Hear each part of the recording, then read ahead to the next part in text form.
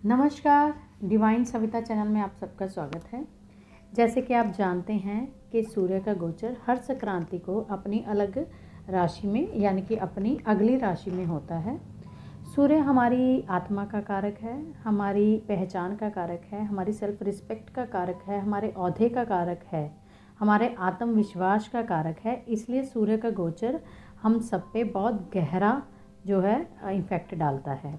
तो आज हम बात करेंगे जो सूर्य का गोचर 15 जुलाई तक होने जा रहा है, वो हम सब राशियों पे क्या क्या असर डालेगा। हम सबसे पहले शुरू करेंगे मेष राशि से यानी कि एरिस राशि से।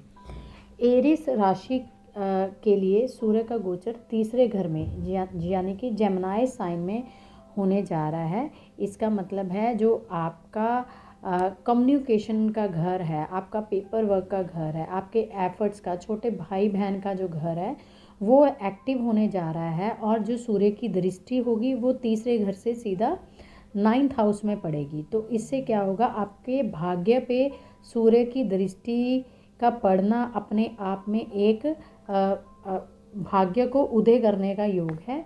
तो कहीं ना कहीं आपके कम्युनिकेशन पे ये डिपेंड करता है कि आपका भाग्य आपको क्या रिजल्ट दे सकता है। तो कहीं ना कहीं मेष राशि के लिए ये जो वक्त है वो बहुत अच्छा रहेगा।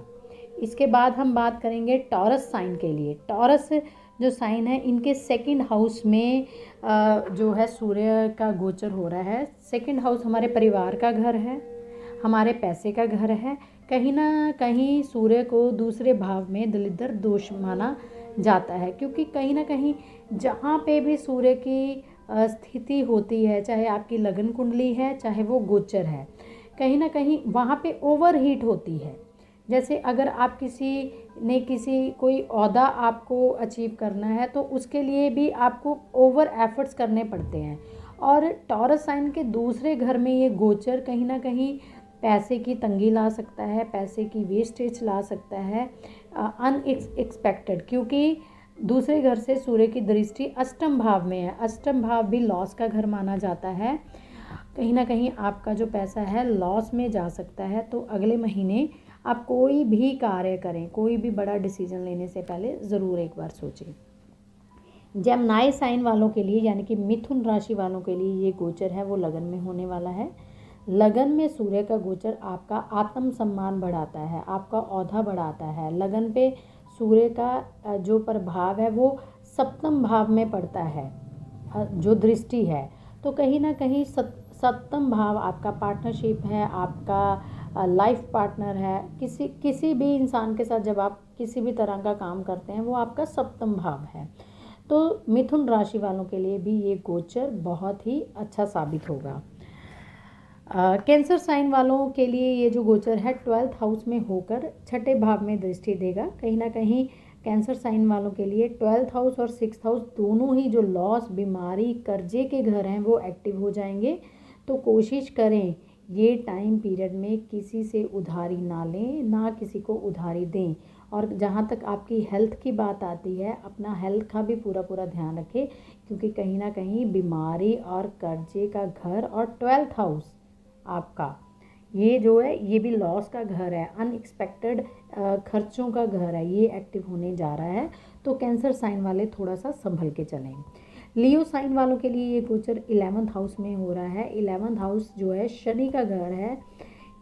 11th हाउस से सूर्य विराजमान होकर 5th हाउस को देखेंगे। जितना आप लोग भलाई में जुड़े रहेंगे, जितना आप कोई भी कार्य लोगों के लिए करेंगे, उतना ही आपका जो भाग्य है वो उदय होगा।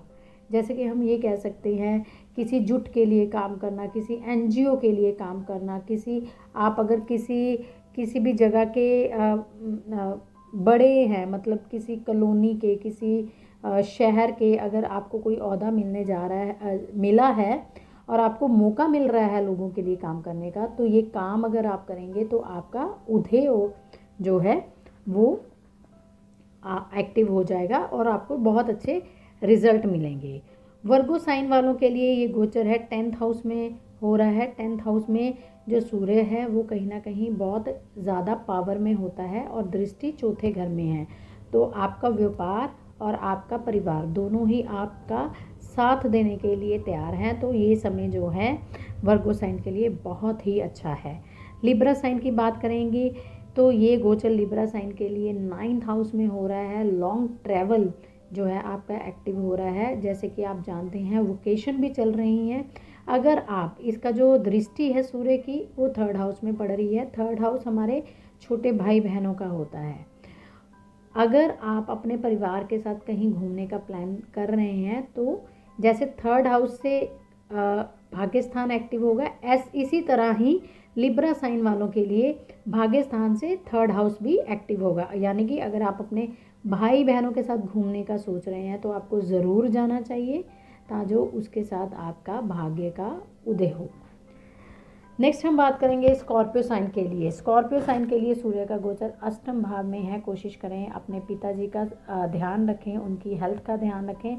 अष्टम भाव में सूर्य का गोचर इतना अच्छा रिजल्ट नहीं देता। कहीं ना कहीं फादर को कोई ना कोई लॉस हो सकता है या कोई ना कोई बीमारी का जो है सामना करना पड़ सकता है। सेजिटेरियस साइन के लिए ये गोचर है 7th हाउस में हो रहा है। 7th हाउस जो सूर्य का है वो नीच स्थान माना गया है, तो हो सकता है आपका अपने पार्टनर के साथ अनएक्सपेक्टेड इश्यूज हो सकते हैं। कोई लड़ाई झगड़ा किसी भी प्रकार का आपके पार्टनर के साथ, लाइफ पार्टनर के साथ, जिसके भी साथ आप व्यापार कर रहे हैं या रोज़मर्रा की ज़िंदगी के में जिसके साथ आप काम कर रहे हैं या बातचीत कर रहे हैं, उनके साथ आपके आर्ग्यूमेंट्स बढ़ सकते हैं, क्योंकि दृष्टि कहीं ना कहीं लगन पे आ रही है, तो आप भी थोड़ा सा ध्यान रखें। नेक्स्ट हम बात करेंगे कैप्रिकॉन साइन के लिए। कैप्रिकॉन साइन वालों के लिए ये जो गोचर है 6th हाउस में पड़ रहा है। 6th हाउस में गोचर पड़ने से आपके जो परिवार में है कोई ना कोई अनएक्सपेक्टेड जो लॉस है वो हो सकता है। वो लॉस ज़्यादा, क्योंकि सूर्य का गोचर है, ज़्यादा लॉस कर्जे के रिलेटेड हो सकता है। तो कोशिश करें थोड़ा सा, अगर आप किसी की गारंटी लेने जा रहे हैं, किसी को पैसा उधार में देने जा रहे हैं, तो थोड़ा सा आप वेट कर लीजिए। जब भी ये गोचर बदलेगा तब आप ये कार्य कर सकते हैं। एक्वेरियस साइन के लिए ये गोचर 5th हाउस में हो रहा है, जो कि बहुत ही अच्छा है। सूर्य का अपना घर है। कहीं ना कहीं आपका जो अगर आपको लीडरशिप का चांस मिल रहा है, चाहे वो आपका कॉलेज है, चाहे वो आपका ऑफिस है, जॉब है, कहीं पे भी लीडरशिप का आपको चांस मिल रहा है, तो ये जो समय है आपके लिए बहुत ही अच्छे फेवर में जाने वाला है। तो आपके लिए ये टाइम बहुत अच्छा है। पाइसिस साइन के लिए अगेन ये गोचर 4th हाउस में हो रहा है। 4th हाउस काल पुरुष की कुंडली के हिसाब से 4th हाउस चंद्र का माना जाता है, और चंद्रमा के घर सूर्य का गोचर आत्मा और मन का मिलन माना जाता है। तो पाइसिस साइन वालों के लिए भी ये गोचर बहुत ही उनके फेवर में रहेगा, और आपको जो घर परिवार है और आपका बिजनेस है, जो आपका कर्म स्थान है, वहाँ से आपको बहुत अच्छे रिजल्ट मिलने के चांसेस हैं।